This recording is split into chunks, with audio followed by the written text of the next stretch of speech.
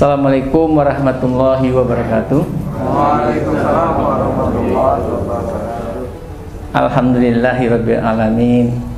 Wa bihi nasta'in ala umurin waddin. Asyhadu an la ilaha illallah wa asyhadu anna Muhammadar Rasulullah. Bapak Ibu yang dimuliakan Allah, jemaah salat zuhur. Alhamdulillah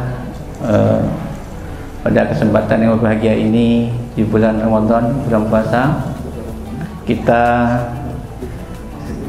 selalu berharap bahwa bulan Ramadan itu adalah bulan yang kita tunggu-tunggu. Dan alhamdulillah pada hari ini kita sudah melaksanakan puasa berapa hari ini?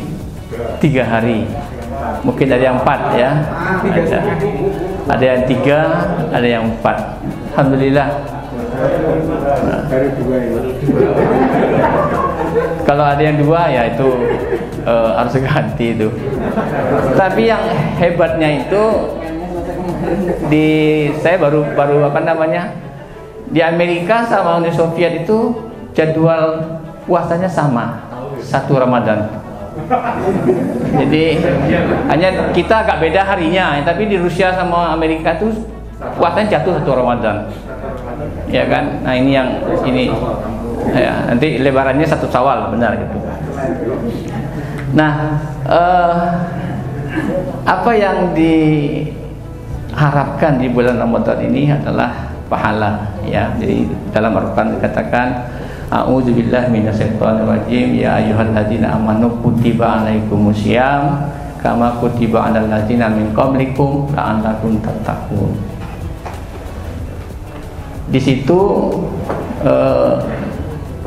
makna yang paling besar adalah kita menjadikan supaya kita menjadi orang yang bertakwa. Tentu saja kalau hanya puasa saja yang dilakukan, itu puasa itu sangat berat sekali, itu berat sekali, ya. Tetapi ada awal, ya, melaksanakan puasa itu ada sesuatu yang sebelum puasa itu. Di antaranya itu apa? Ya, sedekah. Nah, jadi temanya hari ini Pak Cecep mengasih temanya yang siapa takut sedekah, gitu kan. Jadi sedekah dan sholat layl itu merupakan, atau sholat tarawih, witir itu merupakan rangkaian daripada puasa. Ini kalau digabung ketiga hal ini, ya, puasa, sholat malam dan sedekah, ya. Kalau kata Allah, yang namanya puasa itu untukku, Allah yang akan memberikan itu, ya kan. Kalau sholat malam untuk siapa? Untuk kita. Kita mohon ampun kepada Allah Subhanahu wa Ta'ala. Beda dengan sedekah. Sedekah itu untuk siapa? Untuk kita dan untuk orang lain. Jadi siklus ini sangat menarik ini, ya, siklus ini sangat menarik. Jadi itulah yang kita harapkan, ya, kita harapkan. Nah, kalau kita mengamati, ya, kenapa kita perlu melakukan sedekah di bulan puasa? Tidak lain adalah mengharapkan pahala yang berlipat, ya. Itu sudah dijanjikan, ya, dijanjikan pahala yang berlipat. Jadi kalau di bulan 10 hari pertama itu akan dibukakan pintu rahmat dari Allah Subhanahu wa Ta'ala, maka kunci untuk membuka pintu itu salah satunya ada sedekah. Salah satunya itu. Nah, oleh sebab itu memang kita harus berbanyak sedekah ini. Kalau kita lihat bahwa keutamaan daripada sedekah itu salah satunya adalah sedekah dapat menghapus dosa. Nah, tentu ini diikuti oleh sikap taubat, ya. Jadi kalau sudah bersedekah, tidak melakukan hal-hal yang tercela lagi, itu adalah taubat. Insya Allah itu akan menghapus dosa, ya.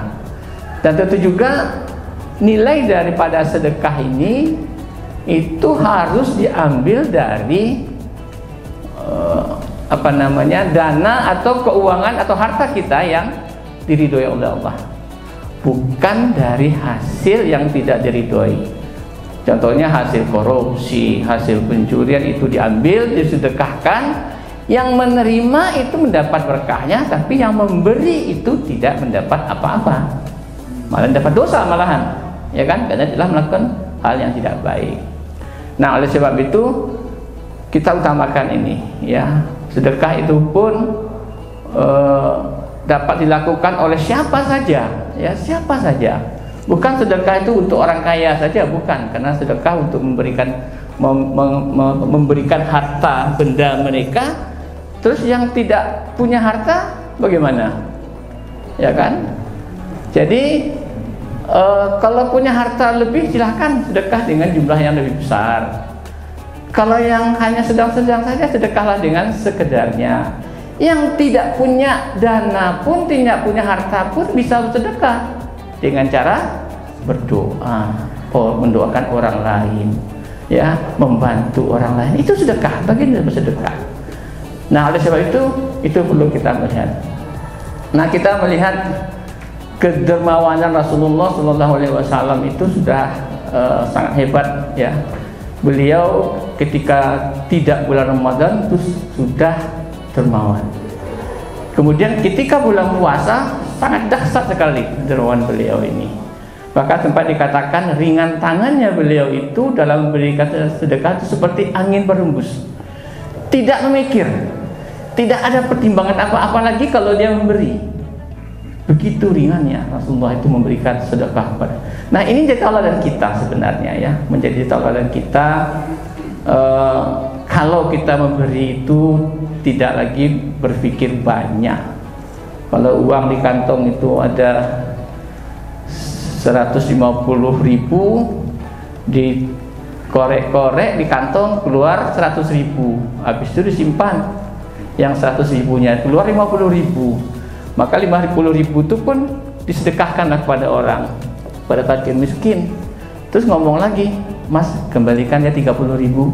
Nah, jadi itu berpikir kan, ya, sumbangkan 50, minta kembali 30. Tidak ada masalah, memang masih ada yang disumbangkan kepada yang fakir miskin. Tapi sang fakir miskin ini gimana? Dia bingung mencari kembalinya 30.000. Korek sana, korek sini nggak ada. Yang adanya apa? Cuma uang 20.000 dua. Jadi 40. Dikasihkanlah kepada yang dermawan tadi. Mas, ini Mas kembalinya, bisa kembalinya. Sang pemuda ini bingung. Pak, saya kan ngasih Bapak 20.000, kok dikembalikan 40.000? Apa jawab si dermawan tuh? Nggak apa-apa Pak, saya sedekah sama Bapak 10.000. Ini akhirnya kan jadi begitu, ya. Sedermawan itu mau bersedekah kepada yang fakir, akhirnya karena tidak punya, fakir miskin bersedekah kepada dermawan. Nah, itu karena ada timbang-timbang di dalam bersedekah.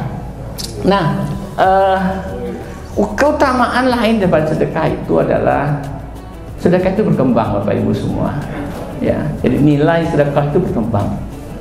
Kalau kita bersedekah untuk masjid, insya Allah apa yang telah kita berikan ke masjid itu, selagi masjid itu ada, ya, insya Allah pahalanya akan mengalir terus, ya.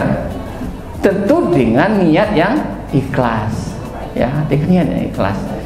Jadi biasanya itu kalau di masjid-masjid, kalau di Sumatera itu kalau ada yang mau sedekah tuh, itu disebutkan itu si A 100.000, si B 500.000. Nah, itu di konotasinya ada yang negatif positif di situ memang, ya. Tapi kalau bisa ini orang yang ria di dalam sedekah, ya, ria dalam sedekah itu juga tidak punya nilai, tidak akan dapat apa-apa. Oleh sebab itu memang keikhlasan di dalam sedekah itu sangat penting sekali, ya. Jadi kalau ada orang mau sedekah 50.000, hamba Allah, nah, dia tidak menyebutkan namanya, tapi dia kalau bilang ke takut, Mas tolong bacakan Mas, ini aku 50.000 sumbangan. Di bawah nama itu tertanda nama Cecep gitu kan. Nah, gitu. Jadi disebutkan itu hamba Allah 50.000, tanda tangan Cecep, umpama begitu, ya, umpama Cecep, ya, sorry Cecep. Jadi keikhlasan itu tidak ada lagi, ya kan, tidak ada lagi. Nah, oleh sebab itu perlu kita katakan bahwa nilai daripada sedekah itu akan berkembang terus, ya, untuk masjid, untuk yatim piatu, ya, untuk membantu orang yang kena musibah dan sebagainya. Insya Allah apa yang apa yang diberikan itu akan membuat faedah buat kita semua.